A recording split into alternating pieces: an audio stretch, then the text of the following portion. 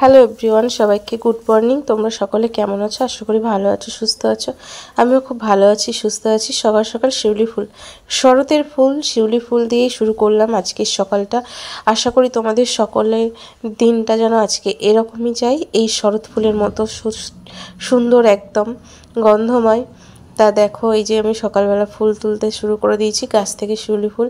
আর শিউলি ফুল কত ভালো লাগছে দেখো, কত ঝরঝরে ফুল, একদম মানে তরতাজা ফুল একদম।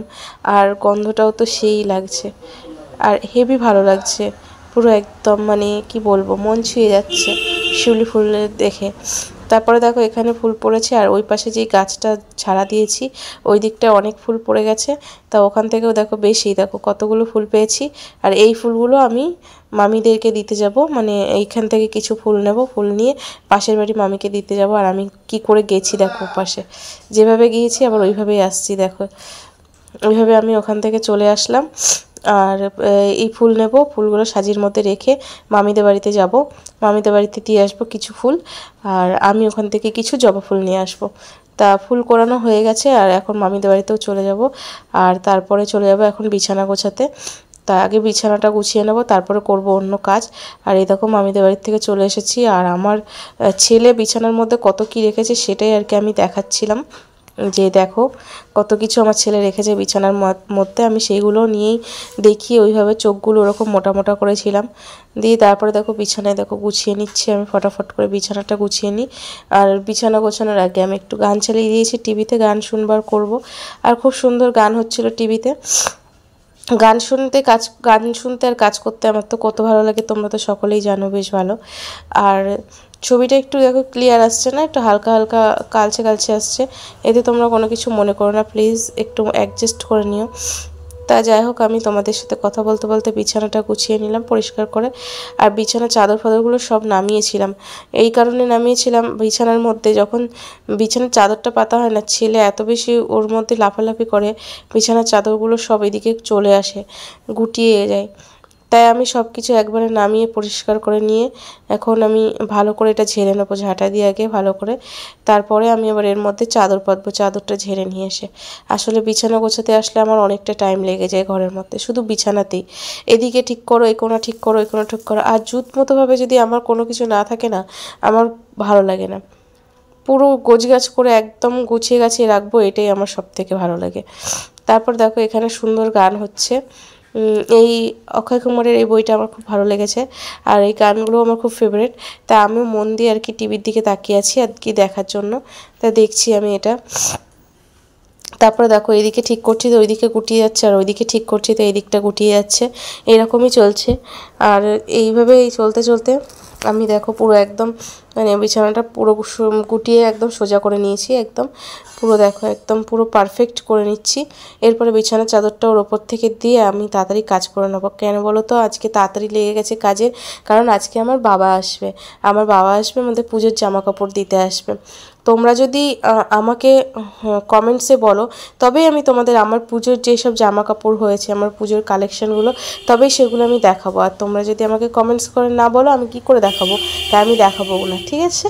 তা যদি তোমাদের মনে হয় যে হ্যাঁ, আমার পুজোর কালেকশানগুলো কী কী, আমি কী কী নিয়েছি বা কিছু, সেগুলো তোমরা আমার দেখতে চাও, তাহলে কমেন্টস অবশ্যই করো, ঠিক আছে?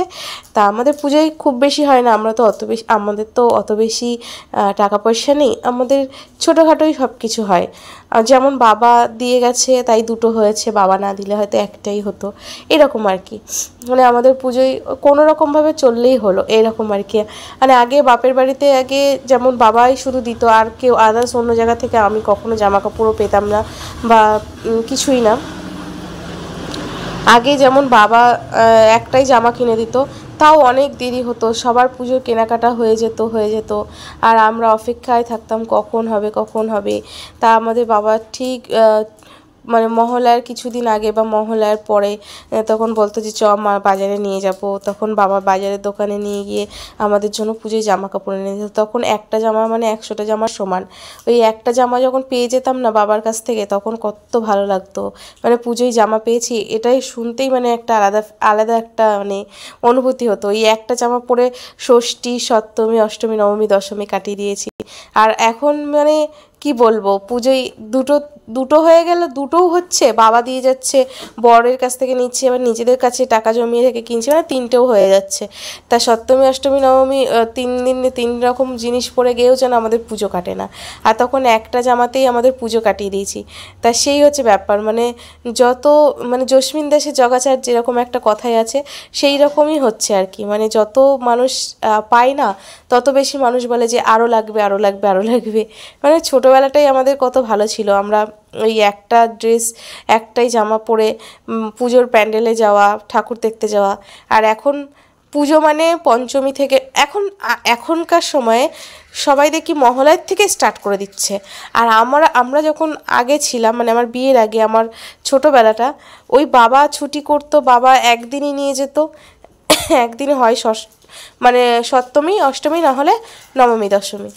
বলো, দশমীর দিন তো কোথাও যাওয়া যেত না, আমাদের পাড়ার প্যান্ডেলের সাথে পজিশন হতো, সেখানেই থাকতাম। আর পুজোর দিন আর কি মানে পঞ্চমীর দিনও হয় না, ষষ্ঠীর দিনও হয় না, সপ্তমী অষ্টমীর দিন বলতাম কি আমরা ঘুরতে যাব, আমরা সবাই খেতাম, মা খেত না। মা উপোস থাকতো, মা বলতো আমি নিরামিষ খাবো, আর মা কিছু খেতে পারতো না, তাই বলতাম যে তাহলে যাব না। সেই নবমীর দিন বাবা নিয়ে যেত, তখনই ঘুরে আসতাম, আর বাদবাকি সময় ওই পাড়ার পুজোর প্যান্ডেলে বসে আড্ডা দিতাম। মানে কোথাও ঠাকুর দেখতে যাওয়ার থেকে আমার মনে হয় পাড়ায় পুজোর প্যান্ডেলে আড্ডা দেওয়াটা আমার কাছে খুব ভালো লাগে। তা যাই হোক, আমার তোমাদের সাথে কথা বলতে বলতে দেখো অনেক কাজ হয়ে গেল। আর এখানে দেখো আমি বাসন কুসনগুলো মেজে নিচ্ছি, এবার আমি চলে যাব রান্না করতে। আমার বাবা চলে এসছে, এর মধ্যে রান্না করতে যাব। তা আমি এগুলো কাজকর্মগুলো করে রান্না করতে যাই, আর তোমরা আমার ভিডিওটা দেখতে থাকো আর কমেন্ট করে বলতে থাকো কেমন লাগলো। অবশ্যই কমেন্ট করে জানিও যে কেমন লাগলো। যদি তোমরা আমার চ্যানেলে নতুন হয়ে থাকো, তাহলে চ্যানেলটিকে সাবস্ক্রাইব করে পাশে থেকো। আর যারা আমার পুরনো সাবস্ক্রাইবার, পুরনো আমার যারা ফ্যামিলি যারা আছো, তাদেরকে অসংখ্য ধন্যবাদ আমার পাশে থাকার জন্য, আমাকে সাপোর্ট করার জন্য। তোমরা সকলে ভালো থেকো, সুস্থ থেকো। আশা করি তোমরা সকলে ভালো থাকবে, সুস্থ থাকবে, আর আমার পাশে এভাবেই সাপোর্ট করতে থাকবে। তোমাদের সাপোর্ট একান্তই আমার মানে দরকার। তোমরা সাপোর্ট করছো দেখেই আজকে আমি এখানে আসতে পেরেছি, এই জায়গায় পৌঁছাতে পেরেছি। তো চলো, সকলে ভালো থেকো। আর দেখো আমি রান্নাঘরে রান্না করতে চলে আসলাম, এখন আমি রান্না করে নিই, তোমরা আমার ভিডিওটা শেষ পর্যন্ত দেখতে থাকো। তো আজকের মতো টাটা, সকলে ভালো থেকো। আবার দেখা হবে নতুন আরেকটা ভিডিও, নতুন কোনো সময়, নতুন কোনো টাইম। তো চলো টাটা, সকলে ভালো থেকো।